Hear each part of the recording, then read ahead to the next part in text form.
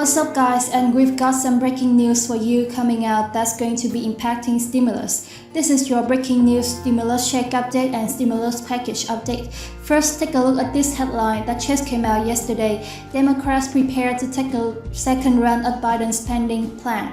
Now, in addition to that, take a look at the breaking news coming out, you guys. As yesterday, we received word that a federal judge strikes down the mask mandate for planes and public transit. They were trying to extend this out further.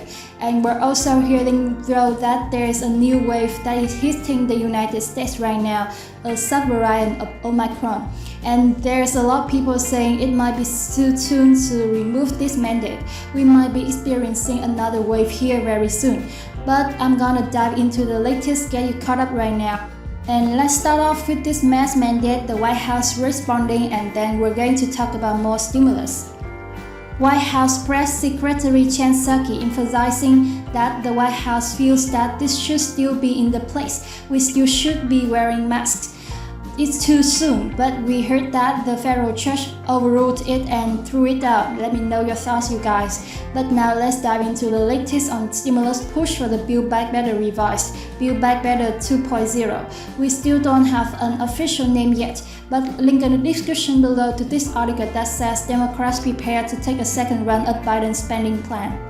A link in the description below to this article that reads top Democrats and the White House. They are eyeing the revival of the stalled-out tax and spending bill as the party tries to show deliverable to voters heading into the November election, where they are facing tough political headwinds. Now, the hopes of reviving Build Back Better, abate significantly alert and likely with a different name, comes after Senator Joe Manchin dipped $6 to roughly $2 trillion House passes bill late last year, the Build Back Better bill. Now, since then, they've struggled with when or how to revive the issue, with most of the political oxygen focused on Supreme Court vacancy or Russia's invasion of Ukraine. But Democrats are signaling that they want to turn back to the spending bill that was meant to be the center of the stalled legislative agenda after current 2-week break, even as they face many of the same hurdles and inner-party tensions that plagued the 2021 talks. And as you guys know, we've been hearing that this was going to come back, and we're eventually going to bring this back to the table. But they had all these other agenda items that have hit priority, and now they're coming back to this, and we're going to be seeing what's going to be passing here, especially as they mentioned. We approach those elections. Now, White House Chief of the Staff Rob Klein pointing to the reconciliation bill, which lets Democrats pass their key priority without needing GOP votes as on the party's legislative to-do list.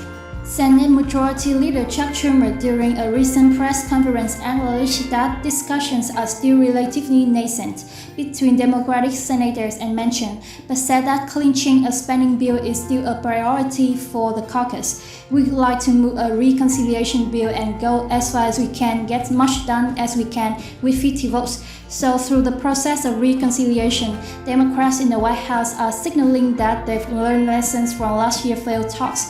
And the White House has been careful not to talk about publicly or criticize the Democratic senators whose votes they ultimately need. And we have heard that with the new song was "We Don't Talk About Manchin," because last year we had mentioned a few things that Manchin was the cause of stalls, and he did not like that. And that is pretty much ended talks at that moment, and we have seen those protests coming out, and we have heard that there was threats against him and his family as well. National Economic Council Director Brent Dees, during a Christian Science Monitor event with reporters, declined to comment on conversations about trying to cut the long-sought spending deal, and that would carry many of the party's legislative priorities. I don't think that served anyone particularly well, he said, but we are continuing to work in focus and make the case for an approach that we think makes a lot of economic sense right now. So not given a whole lot of details, but they're saying that they're working on it right now. These comments come after the White House Press Secretary Jen Psaki first hinted at a strategy earlier this year when asked about Manchin, and she told reporters, "I'm just not going to get into private discussions or conversations with any members of the Senate. I know that may be a change. Neither Senate Democratic leadership nor the White House have set a firm deadline for when they would want to get a revived deal done." Some Democratic senators have floated Memorial Day, as I've shared with you here on our channel, or at least midsummer before they pulled the plug for good.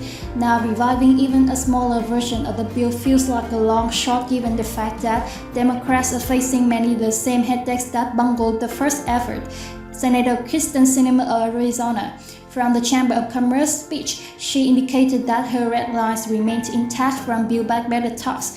"What I can tell you is if negotiations will start," and again she said, "I'll be the same person though in negotiations if they start again." That was in negotiation last year, letting us know, vocalizing that her disapproval back then still gonna be the same right now. "You know, all the entire country knows that I'm opposed to raising the corporate minimum tax rate, and that's right. There's a huge issue because with the increased inflation at the 40-year high in increased gas prices, grocery prices.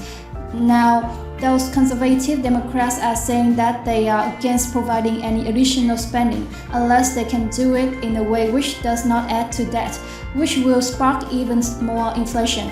So they're trying to fight pay for us.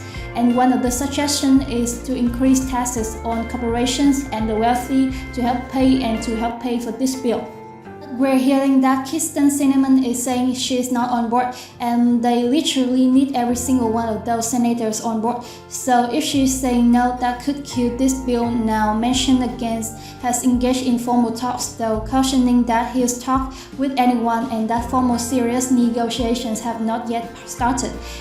He sketched out that he wants to see in a smaller package an overall of the 2017 GOP tax bill, including raising taxes on the wealthy and corporations, as well as prescription drug reform and energy and climate packages.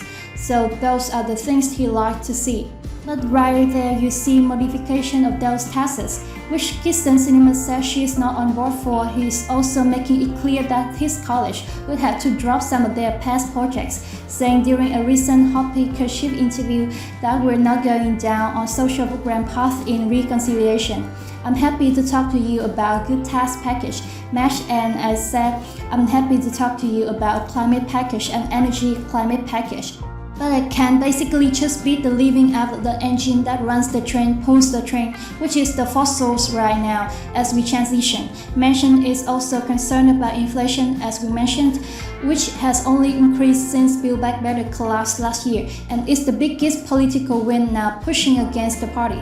Manchin wants half of any new revenues from spending bill to go towards deficit reduction.